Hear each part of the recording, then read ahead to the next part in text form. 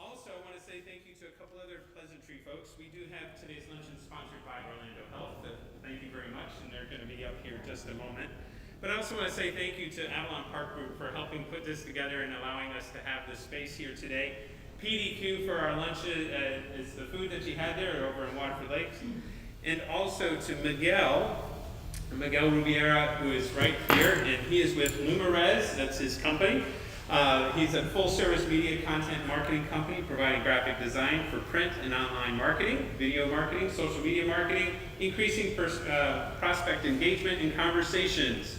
They're a service entire for all the Orlando area and have worked with brands such as Trinity Preparatory School, Regal, and Absolute Home Mortgage, and the Florida National Guard. So we're very happy to have them streaming this live for us and putting it on YouTube for what's there. So without that, we have a sponsor message from Orlando Health, and now I'm going to bring up Karen, and she'll introduce our speaker. So, John, over there, can you flip that one over to our next? And just for while we're waiting for that to come up, today is National Chamber of Commerce Day, for those who are there. So, the 21st of October. So, we're doing that. It should be underneath over here. Where is that? So, that's the presentation, and there it is. Next one over. Go. And when it play there, we should be good to go. We have volume.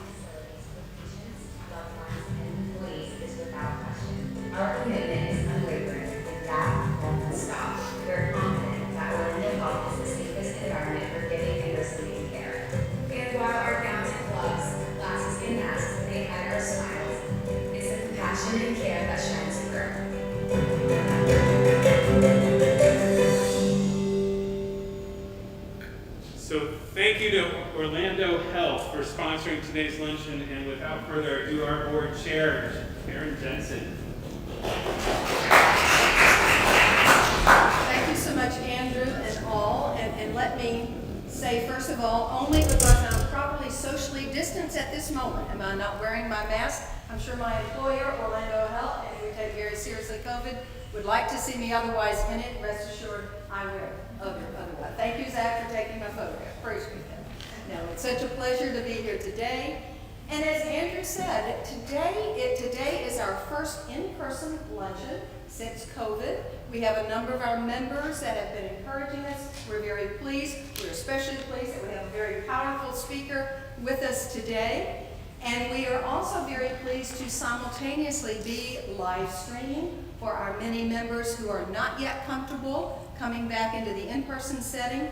And we are recording today's session so that if you're unable because of timing to see it, you'll be able to hear this important message later. So we're really happy to be reaching out to our many constituents at their comfort wherever they are. And so again, thank you, Chamber team, who've done an outstanding job during this time of COVID, this time of social distancing, and having incredible programming, and today is no exception, and let me tell you why. Let me tell you all about our speaker, Avni Desai.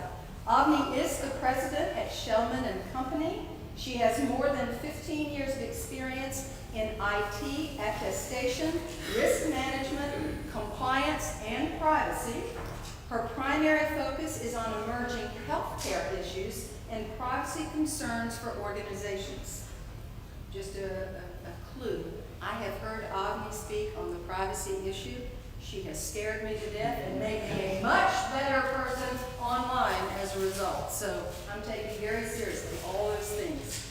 Avni was named as one of the 2017 Global Leaders in Consulting by Consulting Magazine, and she's been featured and published in the ISSA Journal, ITSP Magazine, ISACA Journal. I'm sure all this have to do with IT and security and many things, Information Security Buzz, Healthcare Tech Outlook, and many more. You see what I mean? We have brought a true expert in this field. She's also CEO and co-founder of My Crypto Alert, a push notification and portfolio app for cryptocurrency.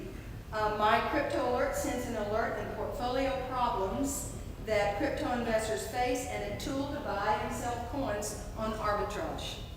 Avni sits on the board, I am very proud to say, of the Orlando Health Children's Hospital, where she's a very strong leader and member. Thank you so much, Avni. We appreciate that. She is also serving on the board of the Central Florida Foundation. She is the co-chair of 100 Women Strong, a female-only venture capitalist-based giving circle that focuses on solving community-based problems specific to women and children by using data analytics and big data. She has also been one of our featured panelists in our Chamber's Optic event in 2019. So please join me in welcoming our fabulous speaker, Avni Desai.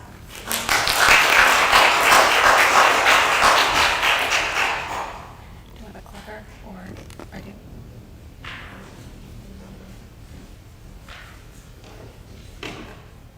Hello, everyone. Can you hear me okay, or do you need me to use the mic? Okay. All right. Let's see if I can get this.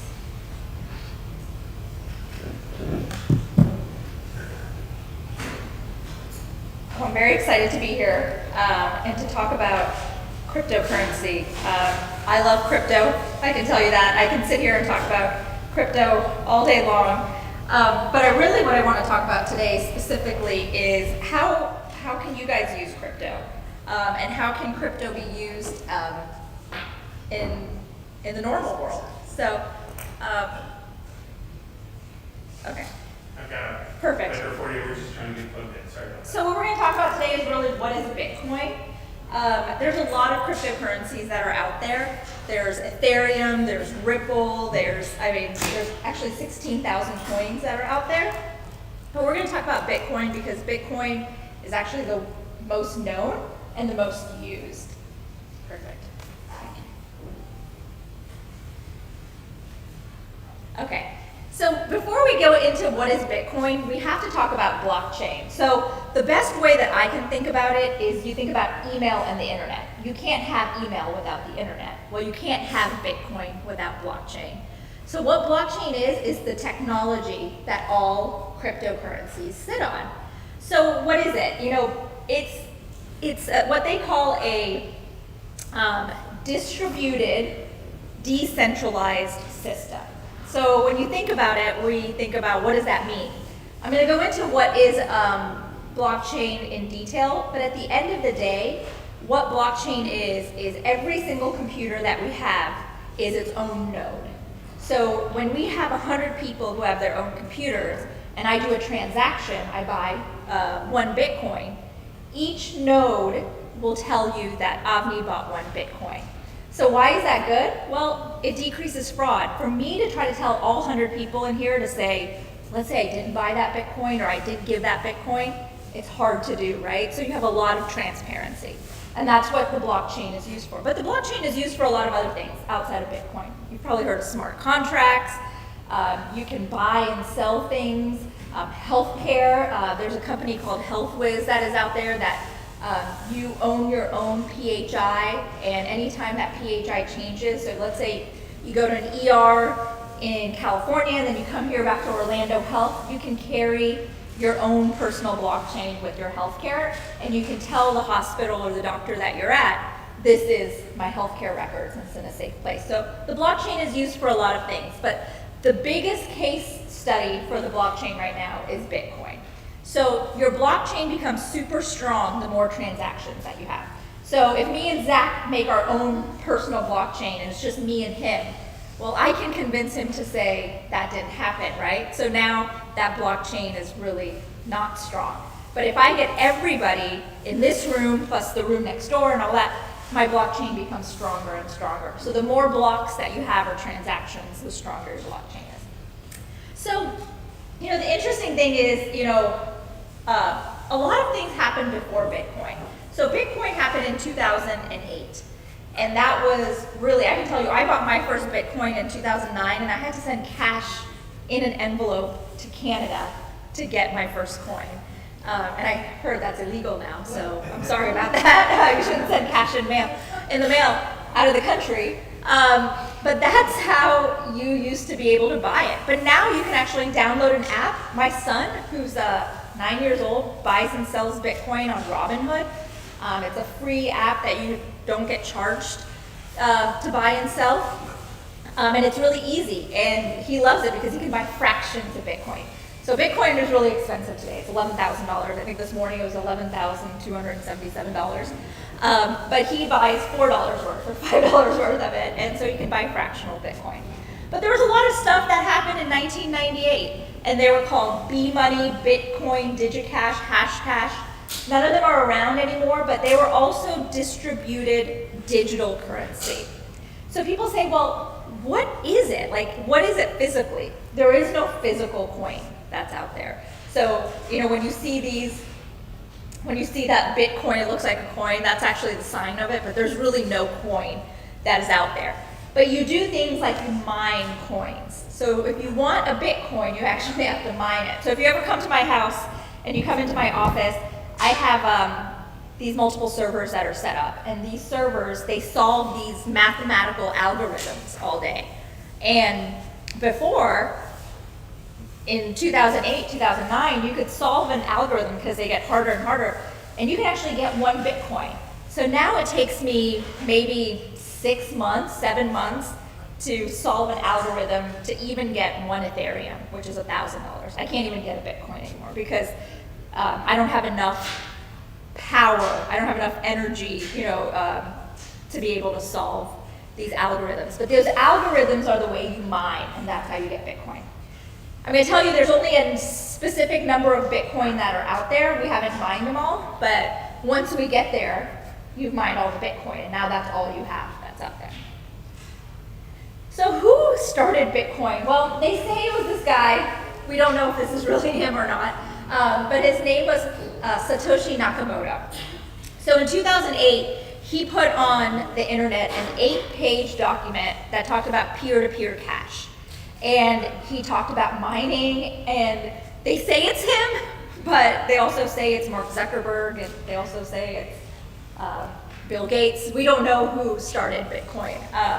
It's definitely a mysterious man or woman, but they have this 8-page paper that's out there. So if anyone's interested in kind of reading it, it's a very detailed paper that talks about peer-to-peer digital transactions and the whole process of mining and solving algorithms and so forth. And why he or she did this was because they wanted transparency in the world.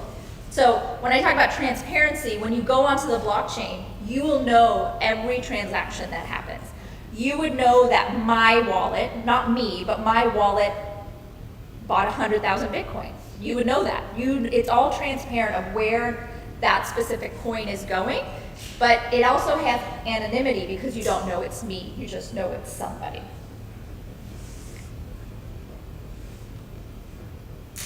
So what's the history? I talked about in 1990s, they talked about this technology of what distributed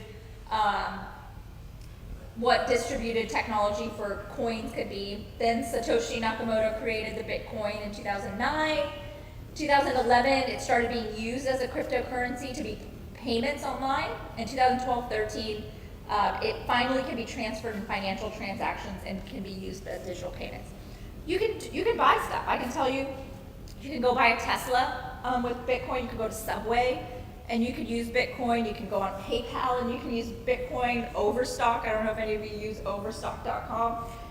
They take Bitcoin. There's a lot of companies from an e-commerce perspective who will now take Bitcoin. There's Bitcoin ATMs out there if you go to major cities. Orlando has one at the airport where you can put in cash and then you can get your Bitcoin hash numbers. So there was an explosion, 2018.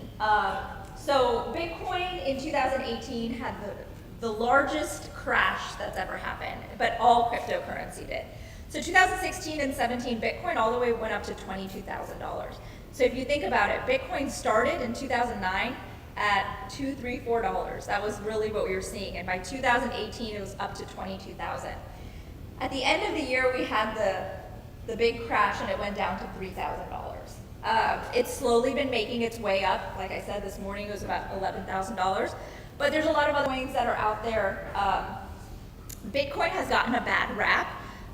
It's been thought of and it has been used for a lot of nefarious reasons. So if you think about terrorism and child trafficking and online porn, Bitcoin was always kind of the coin that people used because it had anonymity, right? Because you don't know who is using that coin. But I kind of say, criminals always get the best technology. If you thought about it, in the 1900s, sneakers started because people who were stealing things needed a better shoe to run, and that's how the sneaker was invented, right? And so if you think about it, that's really why blockchain or Bitcoin was invented, because they wanted a way to buy and sell without knowing who was doing that. So it was used for nefarious reasons. And because of that, it's gotten a bad rap for it. And so you've seen some other new coins come out. So Ethereum is the coin that corporations use. So my company, for instance, we started building on the Ethereum blockchain. So you can actually pick to get your bonus, our quarterly bonus. You can get it in fiat cash, which is USD, which is the US dollar, or you can get it in Ethereum. So I can tell you we had somebody, he was 24 years old, and he was the first person to say I wanted to get it in Ethereum. And he took it in $4,000. And he took, I think he got 100 coins, no, 1,000 coins, because they were $4. And he sold it just last year when, in 2019, when it was $416 per coin. So he made 100%, no, 1,000% on his investment, right?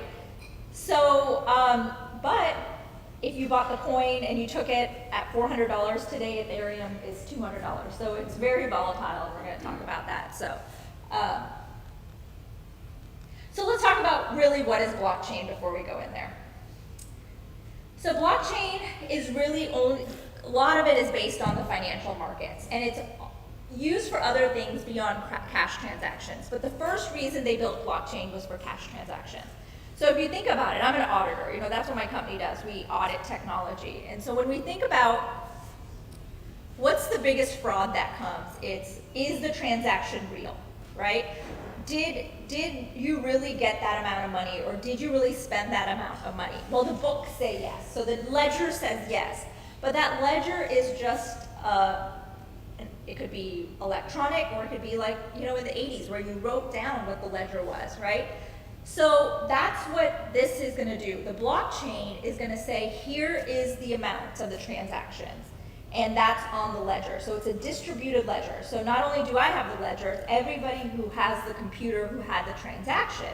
Even if they did the transaction yesterday, and it's a new transaction today, that transaction is on the blockchain, right? So that's really what it is. It's a ledger at the end of the day. So it's a digital ledger where transactions are recorded and shared. So let's talk about it. How does it work? Okay, so centralized. This is what we see with most companies. If you have an ERP system like Oracle or JD Edwards or PeopleSoft, or even if you have QuickBooks, for instance, right? So when you have QuickBooks, it is on that person's computer. Someone signs in and it's on that one computer, right? Or it's on multiple computers if you sign in. But all users are connected to a single server, and one server controls a whole network. That's typical. That's really what we see.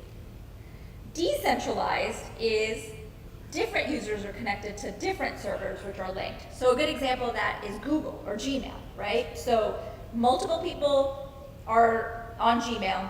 All the servers are in different places. Some can be overseas, some can be in the US, but they're all linked to multiple servers, but those servers all have the same information.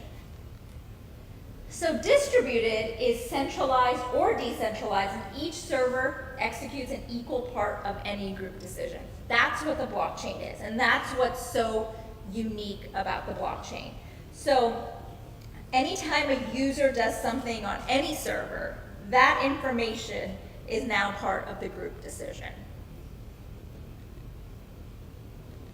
So how do things get made on the blockchain? So how do you change it? So first, a person A wants to make a change on the blockchain. So that means, let's say person A wants to buy 1 Bitcoin, right? So a new block is added to the chain, and this is a permanent record. You cannot go back and change that record. You can't delete it. The only thing you can do is maybe you can return that one block, that 1 Bitcoin. If you return that Bitcoin, it makes a new block because that's a new transaction. So the change will create a new block. Every computer on that blockchain has to approve it. So it could be 1,000, it could be 1,000,000, it could be 2 million. And then once they approve that change, the block is broadcasted to every computer and distributed network. So the more people you have on that block, the safer that blockchain is going to be, right? Because everyone has to approve it, and then it's distributed to the network.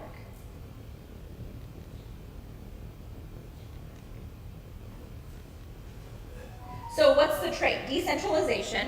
So why do we like decentralization? Because there's no middleman. So let's talk about a bank. So if I wanted to give Clay money from my Bank of America account to your SunTrust account, let's say, I have to go through my bank, right? I have to get Bank of America to say, okay, I'm going to take this transaction and I'm going to send it to SunTrust. SunTrust then has to approve it, and then it gets into Clay's hand, right? The difference with the blockchain is it's my account, there's no middleman, and Clay gets it directly. So how does it work? And does it work in real life? And I'll tell you, it does work in real life. So my dad grew up in India, and his great-grandfather gave him some tobacco stock. And that tobacco stock was really worthless for a really long time. And then in 2018, that tobacco stock was actually worth something. And so my dad, who lived in the US in 2018, said, okay, let's sell it. And it was about 25,000 US dollars. So he was like, okay, let's sell it. So we contact the broker there, and they say, okay, well, we'll sell it for you. We're gonna take 10%. We'll give it to you in Indian rupees, and then you pay foreign tax on it. And I'm a CPA, so I'm gonna agree. You pay foreign tax on it. And then the bank said, we will transfer it to US dollars, but we'll take 30%, because that's our cut, to transfer it to US dollars. And then he would get it here in the US in his Bank of America account, and then he would pay tax again, capital gain, long-term capital gain. So his $25,000 at the end of the day was really going to become $11,000, just overnight. So what we decided to do instead was we bought Bitcoin. So we sold the money. They took the 10% to sell it, right? The broker. We put it into his Indian bank account. You can buy Bitcoin with anything. You can buy it with rupees, you can buy it with euros. So he bought it, and he kept it, and it went up about 15%, and then he sold it, all from the palm of his hand on an app called Coinbase, which is another, it's like Robinhood. And then he paid short-term capital gain, because you pay short-term capital gain on an investment like Bitcoin because it's an alternative investment. But he did all of that in less than 3 hours, where the rest, if he wanted to go do it the other way from a bank to a bank, they said it would have taken him about 15 days to do it. So the ability that you have direct access from a peer-to-peer when you buy digital coins, it's pretty amazing, right? I can talk about taxes for a long time. You know, the US hasn't really done a good job from a tax perspective. So if you do buy and sell Bitcoin or Ethereum, you do self. You tell them what you buy and sell and what your capital gains are right now. So time date stamps. So here you know in the record. So when my dad bought and sold, you knew that it's called a hash. So it's like this 36-digit number and letters that are combined as my dad's hash, right? And you don't share that with people. But his hash, you can find it online, and you can still do it today to see when he sold and when he bought, and it was time and date stamped. Permanent block to chain. So as an auditor, so when I go to companies, I do something called sampling. So if I want to make sure that they're not have fraudulent invoices, for instance, they might have 1,000 invoices that year.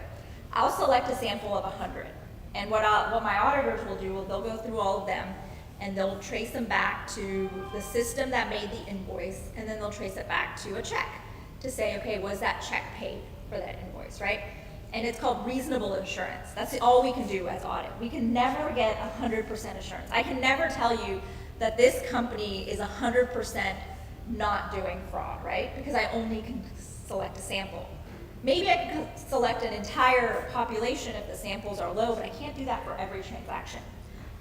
But with blockchain, you do get 100% because you know every transaction that happens. And the transactions that happen on the blockchain are actual transactions because they have to be approved by everybody on the block. So I no longer really have to do sample selections anymore. I just trust the blockchain that those actual transactions occurred on there. And there's no fraud associated with it once I look at it. Encryption and the 51% hack. So what is a 51% hack? So they say psychologically you can change the mind of 49% of the people in this room. I can say, hey, Clay, if you say that there wasn't a transaction, I'll give you $100. And so maybe Clay will be like, okay, I can do that to half 49% of the people in the room. To get it to 51%, it's actually statistically impossible to get 51% of the people you don't know or don't know really well in a room to lie for you. So that's what they're saying.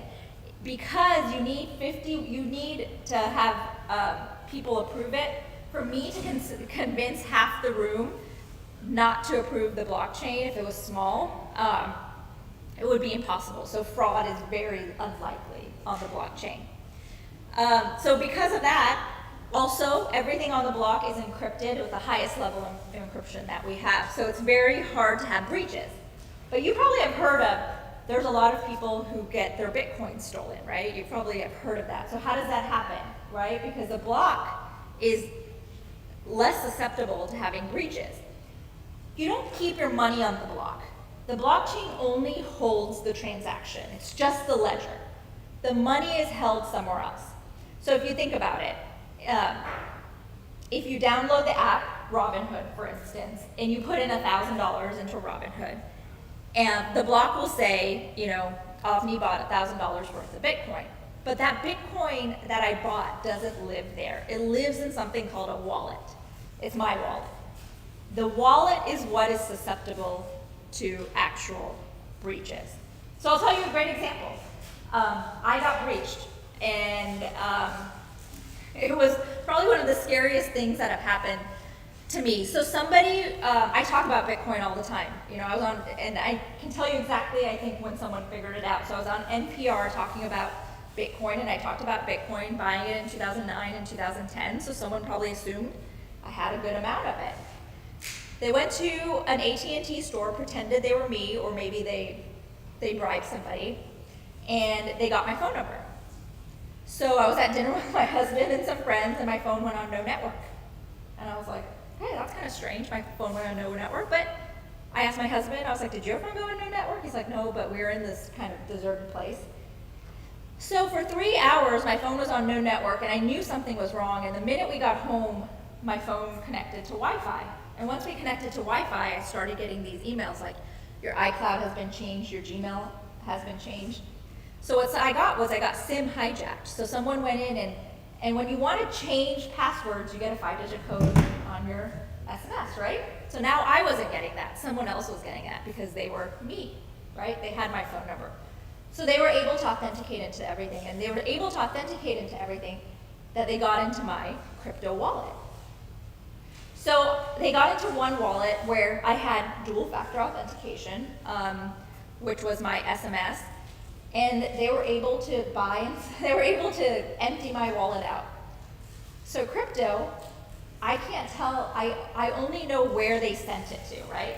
And so we got the FBI involved, we got Homeland Security involved, because there was this crypto chain going around. Like, this was happening to a lot of people.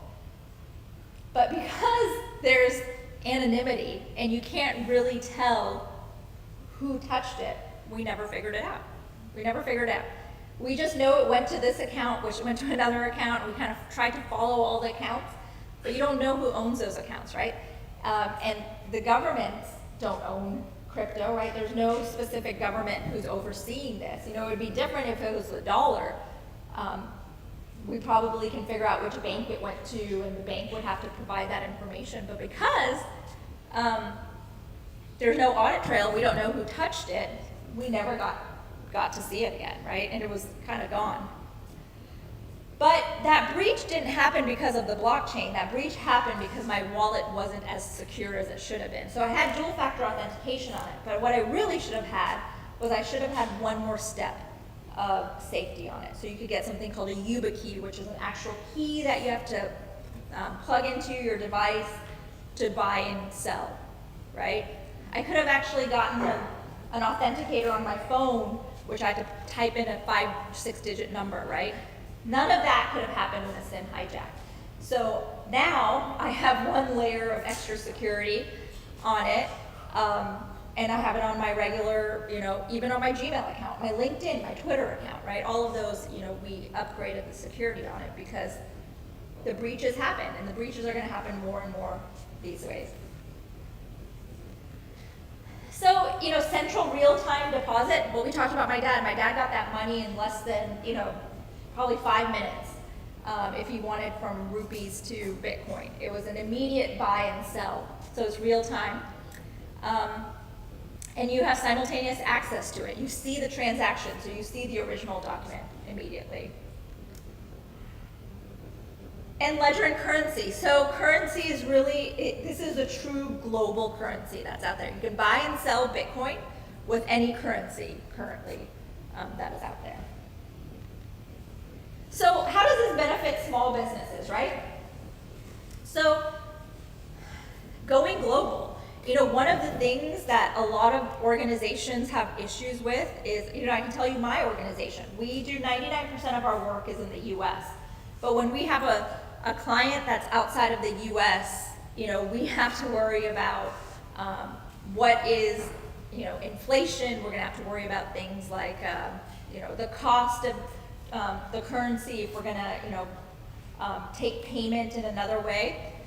Well, Bitcoin, you don't have to worry about any of that. You can get paid in Bitcoin, and it doesn't matter where it is globally. And there's no extra, like credit cards take a 4 to 6% transaction cost. Bitcoin's transaction cost is less than 1% or 0 sometimes. Chargebacks. One thing a lot of e-commerce organizations worry about is chargebacks, and if the chargeback is going to happen. If you own a company, or if you paid an invoice, sometimes you're on net 30 or net 60, so you have to wait 30 days and 60 days. That's not how Bitcoin works. Bitcoin works on or transactions on crypto work in a different way. It's called a smart contract. So I know we have some lawyers in here, so I can pick on you on this one. But so for instance, let's say that you're going through a divorce, and the lawyer says, once the divorce is processed, you will pay me in net 30. The way that a smart contract would work is you would go on and you would have a contract set up with your client that says, okay, once the divorce is done, here are the terms. So that contract would be connected to something where the final paperwork would be. So I don't know in a divorce where the final paperwork would be, but I know, like for instance, if you're buying a home, it could be the title, right? So all of that information would be on the blockchain, and that smart contract says whenever that final piece of paperwork is put on the blockchain for my client to see, this smart contract will automatically execute and I'll get paid for it. So once the final divorce proceedings are done and the court does everything and they file it where it needs to be filed on the blockchain, that contract is automatically executed and the lawyer is paid. There's no net 30, there's no net 60. You set that contract up, and that money is sitting on the block that you've put it in. It could be an escrow and somehow, but that's completely paid. So as a business owner, I never have to worry about that not getting paid because that's smart contract. So let's say they don't pay it. Let's just say they break the contract. I don't know, or it's very difficult to do. But because of that, now the transparency in that person has not paid is on the block, right? So now every other lawyer, and the lawyer can say, this person didn't pay, and on the block you can see they didn't pay. Well, now no one will want to do business with them, right? Because their information is on the block. And it's not anonymized because you have the smart contract with them. Transaction fees, almost 0. If you're interested, like I said, you can go on Robinhood. I tell everybody, you should go on Robinhood and buy $50 worth of some cryptocurrency. So you can just see how it works. And there's 0 transaction fees associated with it. You're not going to pay anything to buy. When will you pay something? You may pay to sell, especially if you sell at a significant profit. You may pay something to change the coin.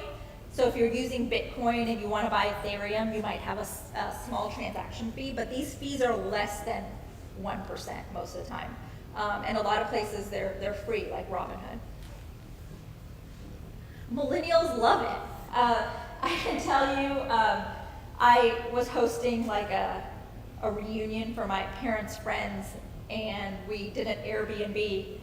And so at the end of the day, I was like, well, here's my Venmo. If anyone wants to pay me back their portion. And there was like 3 of our nieces were like, can we pay you by Bitcoin? And I was like, okay, sure. You can pay me by Bitcoin. It's the hip thing to do. Millennials love having cryptocurrency. They love being able to use it as an investment strategy and buying and selling coins. They do it. Arbitrage is very interesting because it's not like NASDAQ. NASDAQ, it's one stock exchange, right? And then you can have, the S&P 500. So there's 2 or 3 stock exchanges. With crypto, there's hundreds of exchanges. So on Coinbase, which is one exchange, Bitcoin may be $11,000. But I can go on Binance and crypto may be $11,252. So what a lot of these millennials are doing is they're buying and selling on arbitrage and making $100 just by selling from one exchange to another exchange. Diversification. I can tell you that, when I sat down, most banks do not like crypto. So most of your wealth managers will say, don't get into crypto. It's very volatile. But the reason is because nobody oversees it. There's not one bank who's overseeing it. There's not one government who's overseeing it. And it is volatile, I will tell you. So is the stock market these days, right? So it's a good way for diversification. Unfortunately, people aren't using Bitcoin as payment right now. Everyone's using Bitcoin really as an investment strategy. So there's coins out there. There's a coin called Dogecoin, which you can buy at 0.0011 cent right now, and it fluctuates. My son made $8 last week because he, bought some Dogecoin. So it is a really great way of diversification. It is called an alternative investment. So I wouldn't put 90% of your savings or anything in it, but it is an interesting way to start dipping into what really our future is going to be. Inflation. So the more money we print, especially with what's going on, right, we're going to see inflation. But with Bitcoin, there's only 21 million coins that are out there, and that's it, right? So you will see it's really interesting, when the dollar starts devaluing, Bitcoin jumps up. I mean, it happened. When the stimulus package doesn't get approved, Bitcoin goes up. When there's a war, Bitcoin goes up. Every time there's any type of scarcity or worry about the economic environment, you start seeing Bitcoin going up. So it made sense. In 2018, 2019, we were doing really well, right? The market was good, the economy was going well. We started seeing some issues with Bitcoin because regulations started coming out. The SEC started talking about it. The Congress started talking about it. They started putting regulations in, and you saw a big dump. But you can see from 2018 to today, 2020, it went from $3,000 to $11,000. That's a significant increase. And if you bought in 2018, you would have done really well, from an investment perspective. And I talked about it. It's a good investment strategy to have. I recommend everyone do it. $25, $50, whatever, just to see how the market goes. I have some favorite coins. $11,000 is a lot to put into a coin. But there are some really other great coins that are out there. Ethereum is a good coin. There's a coin called Ripple. There's a lot of other coins that are out there. There are 16,000 coins. I really do think in the next 20 years we're going to see those 16,000 coins come down to 100 coins because some of the blockchains are just going to be better than others. And I think you're going to start seeing that consolidate. So what are the challenges? Volatility. In one day, Bitcoin can gain or lose $500, really. So if you think about it, if you're going to go buy a car, let's say you're going to buy a Tesla with Bitcoin, and can you imagine if it went down or went up or whatever the next day? Just the volatility is so strong. And I think the reason is because right now people use it as an investment strategy. It's like a penny stock that's out there. So until people start using it as a way to buy and sell, you're not going to see that volatility come down. So we're starting to see something. I think Amazon's going to come out with its own coin where you can buy and sell. That's going to be great, right? They'll have their own Amazon coin or the A coin. Facebook has already come out with their own coin that they're working on. I think it's called the Lira. I do think a lot of companies will come out with their own coin. We've built our own coin at work just because we wanted to see how it worked on the market or on the blockchain, but a seller coin, for instance. There are security concerns. So the blockchain is secure, but everything that's peripherally associated with the blockchain, unfortunately, isn't secure. So, and the other thing is banks, we haven't found institutional cash when it comes to crypto right now. So there's no EFT that's out there, like you can't buy You can't buy an EFT that says, okay, we're gonna put 20% Bitcoin, 20% Ethereum. It's not out there. The SEC hasn't approved that yet. Overseas, most of the exchanges that we have, there's only 2 that are US based. So Coinbase is US based and Robinhood is US based, but the major ones are in Asia. So there are security potential issues with that. Binance is a big one. Poloniex is another one, and all of those are just, they have many more transactions and are much bigger. But because the US is worried about security concerns, we as US investors can't invest in those. It's open to the public, so anybody can be part of it. So the issue with that is a lot of people, unfortunately, who are not really educated about cryptocurrency will get into cryptocurrency and don't sometimes understand the risks to it. And there's not really good education out there. Like I said, you can't really go to your financial advisor and say, explain this to me. You can go on YouTube, and there's a lot of people you can follow on Twitter who talk about cryptocurrency, but there's not really a place that says, how do I buy and sell? There's no true education about investing and using blockchain and crypto. Regulations. Every country has different regulations, and because this is global, it's very difficult to make sure that you're adhering to it. So taxes, I think, is a great example. So I had money in Binance before US investors couldn't use it. For me to pay my taxes on my capital gains on that, it was very difficult because they wouldn't provide me the right data that I needed. So when I sold it, I would think I would get some type of tax, like if I sell stocks, right? You know, my bank would send me stuff. They didn't send it to me. So for me to be able to self-report my taxes and to be accurate, I don't know if it was accurate or not because they didn't have to adhere to US tax laws. So things like that get a little bit worrisome. Thank God now that, you know, the US investors can only invest in these 2 different exchanges, and these 2 exchanges will provide all that information. So your wallet address. So once someone knows your wallet address, you need to change it. So your wallet address is probably as similar. It's not like, you know, the bottom of a check, you have your bank information, right? It's not like that. So this wallet address, so if I wanted money, I would say, you know, send it to this wallet address. There's something called a public key and a private key. So a public key is a key that everybody can see. And then that private key is a key that only I should know. So the way wallet addresses work is the address is actually a public key, so I can share it with all of you. I can post it up here and say, here's my wallet address, everyone send $1, right? And you all can send $1.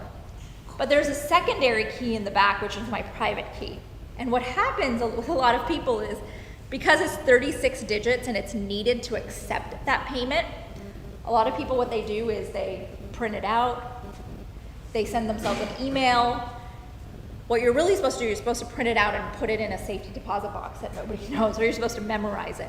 But they're very difficult to memorize, right? So because people write it out, that becomes your weak link. And so when someone figures out what your private key is associated with your public key, they can start sending and receiving things from your wallet. And that's why your wallet becomes a security issue. So what people do now, I can tell you, is they have air-gapped wallets where you don't have to remember your key anymore. You don't have to remember your private key. You physically, and then that becomes your private key, but you can tell everyone your public key.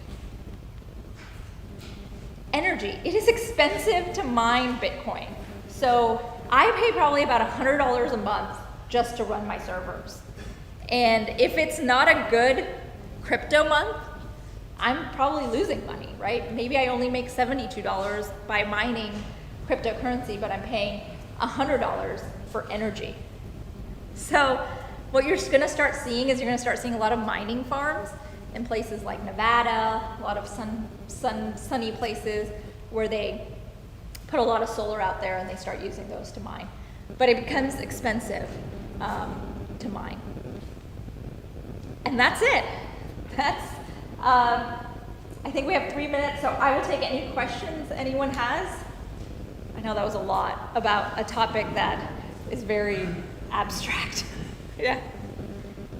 In divorces and probates and things, eventually lawyers are gonna have to start transferring title to something that doesn't have any title. There's no really case law on that at all. Yeah. Has any state or is there anything out there about how people are doing that yet? Yeah, so the first blockchain title is working right now in Dubai. So they're actually using the blockchain for title, because I guess that's the #1 fraud when it comes in the Middle East. I guess ISIS actually owns most of the homes because they steal the title. That's kind of what it has come out to. So that's why they implemented the blockchain, because now you can't steal the title. Yeah. So Dubai is implementing that. And somebody told me Seminole County has a big project about using the blockchain for titles. So, yep. I have 3 questions, one of which you may already have answered. But I'll quick. So when you say everyone in the chain has to approve the transaction, is that an active step they have to go out and do something? No, the node or the laptop will approve it. So if somebody's asleep at the switch, that's not going to stop them. Okay. Yeah. And I think you answered the question, you know, does Bitcoin have currency exchange rate differences? Bitcoin in India, same thing here, it's going to be the same money, you get away from currency exchange rates. Correct. And finally, so I've got $25,000 worth of Bitcoin out there, and now I want $25 of cold hard cash to go to Paris. Yeah. How do I get it into money? Yeah, How do so convert? so it's very easy. So you go on your app, you can go on to wherever you bought it. So that's your exchange where you bought it, and you have a wallet. I just say I want to sell it, and they'll ask you how you want to sell it. Do you want it in USD? Do you want it in euros? Do you want it in rupees? Do you want it in whatever way? And you say yes, and it's connected to a bank account. Go straight into your bank account. And I'll just drop it. Yeah. Thank you. So I think you mentioned that 16,000 coins out there may consolidate significantly Yeah. to 100 or so. Yeah. Is that risk, or is it like Oh. healthcare where the consolidation is a medium-sized healthcare system is getting very large, or do they just disappear? They disappear. They disappear. Yeah. So if you own them, you're sorry. Yeah, that's why there are certain ones that are never going to disappear, right? Bitcoin's not going anywhere. Ethereum's not going anywhere. So the bulk of my crypto investment is in credible coins, and I will tell you, I do buy some non-credible coins, but it's the amount of money I'm willing to lose in Vegas, right? Sure. Right. And one other thing, if I could, I think you said 21 million Bitcoins out there in circulation. Is there a risk of them increasing or decreasing that? No. It's never going to happen. 21 million is the algorithm of what you can mine. So I think once you've mined them all, you're going to see Bitcoins. It's going to become it's going to become a wanted commodity, right? And I think you're going to see it increase. Do you, and maybe you said this and I missed it, do you know how many have been mined roughly? Every day Bitcoin's getting harder. It's taking years now to mine something. But I think 85% have been mined right now. Yeah. But it's getting like exponentially slower as we expect. Yeah, I mean, so these mathematical equations, before people could solve them in 2008, like you were having all these MIT grads solving them and they were all like but now you have these mining farms, servers and servers full of warehouses trying to solve an algorithm. So we've got 4 questions came in online. So we've got what drives the value of Bitcoin and it's associated with the crime? So what drives the value? Right now the value is driven by people wanting it, right? So in 2018, when things like Coinbase and Robinhood opened up, so when Robinhood said now you can buy Ethereum, the price of Ethereum increased just because the want was out there, right? So right now it's all based on buyer and seller's wants. There's nothing else that's doing that. From a crime perspective, what was the question about crime? It just said, is it associated with crime? Yeah, it is. I mean, and so is the US dollar, and so, but yeah, I mean, it is used for crime. So for instance, I do a lot of work in healthcare, and so my company will help you if you get ransomware. 100% of the time right now, if you get ransomware, the malicious actors are asking for Bitcoin. And the only reason they're asking for Bitcoin is because you can't trace it, right? So once, or hopefully will never happen to Orlando Health, but if Orlando Health decides to pay the ransom in Bitcoin, it goes into an account and you'll never be able to figure out who it went to, right? So yeah, it is used for crime. I will tell you, I use Bitcoin in the dark web. We do a lot of, we're ethical hackers is what my company does. So if I'm trying to, buy social security numbers, or I'm trying to figure out why my company's breach data is in the black web, I use Bitcoin, because I don't want someone, I have a 7 and 9-year-old at home. I don't want someone knocking on my door from China or Russia because I figured them out, right? So I use Bitcoin in the dark web as well. So we got another one. As a diverse part of a portfolio, is there a recommended percentage of Bitcoin? Yeah, I think it's the same as any alternative investment. And this, your wealth manager will tell you, you should never put more than 10% in alternative investments, right? And so if all your alternative investment is going to be in Bitcoin or in cryptocurrency, I would say the same thing, never put more than 10% of your wealth in it.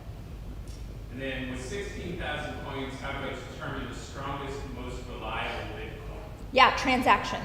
So the number of transactions. So the good thing is, you can go on to any of, I have an app called My Crypto Alert. You can look to see what the transaction is per day on these different coins that are out there. So the highest transaction of coins are going to be the ones that are really credible.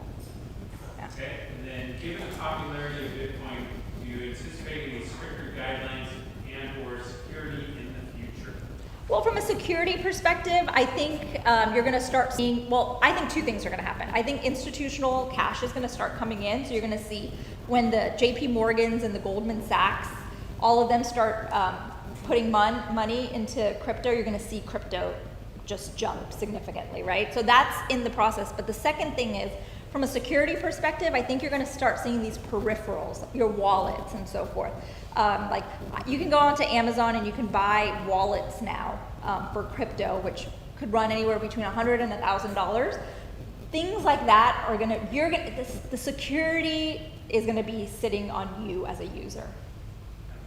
Yeah. So when you connect your account, your wallet, you're just out, or is there a way of it's just gone? It's gone. There's no way of like going, because then you came out of the bank, you go out of the bank. And No, I mean, so there's a lot of best practices, which I did. I did not leave everything in my wallet. A lot of things I took offline and put on a hard wallet and kept it in a safety deposit box. So things that I left in my wallet were things I wanted to buy and trade. So luckily, I lost money, but it could have been a lot worse if I kept everything in my wallet. Yeah. Yeah, you mentioned Amazon coin. It's already in use actually, but you can only purchase things like in-app purchases, Yeah. books, Kindle, things like this. But Yeah, no, I think it's going to become a coin that, I think Amazon's going to take over the world. But I think you're going to be able to use that coin for, buying advertising and buying, as a small business owner. I think if I'm on the Amazon, circle, I'll be able to buy and sell and pay with Amazon. I think it's digital currency is the future, right? I think the pandemic actually made it faster because the use of cash has significantly decreased in the last 6 months. And things like Venmo and Stripe and Square and all of that have significantly increased, and that's the stepping stone to crypto.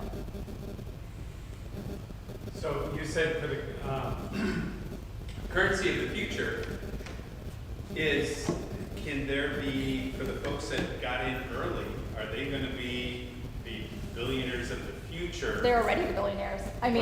Yeah. Will there be room for the folks that Yeah. never got into it, or the next generations, because if there's limited currency, or will just more and more be created in other pieces?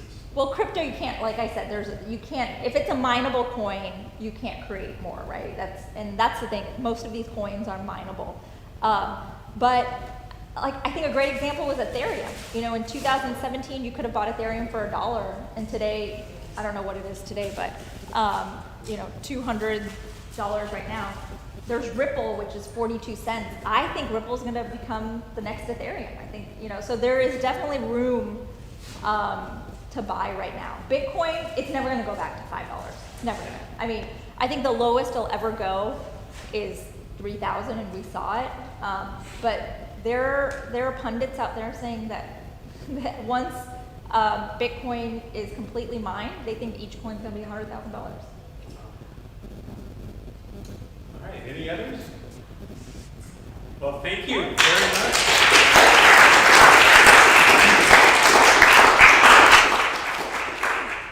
Well, in fashion here, real quick, do have a few announcements, and thank you very much, Ebony. This is fascinating, kind of Star Trek-ish way out there. But want to just let you know, if you want to be a part of something bigger by getting involved within EOCC's planning committees, we've got to focus on small business. We also have a Reimagine, our advocacy, our 75th anniversary, and these are here. We've got something for everybody. So if you're interested in helping with the planning and putting some things out with the chamber, we've got plenty of committees that you can sit on. So for those of you that don't know, next year marks 75 years of the chamber. So we're really wanting to get through this COVID era to break into our 75th to celebrate. So if you are interested, if you're interested in history, come see us.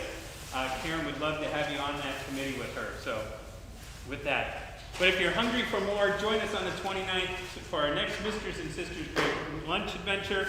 It's a taste of Italy as we travel to Goodfellas Pizzeria, an Italian restaurant and catering. It's gondola to be a fabulous feast with networking to boot. And then also in celebration of National Monopoly Day, we're networking Monopoly style at Coffee Club East. Pass go, purchase a property, take a chance, get hauled off to jail by the new sheriff in town, Sabrina with Nadini Printing and Marketing, for more fun than you can imagine.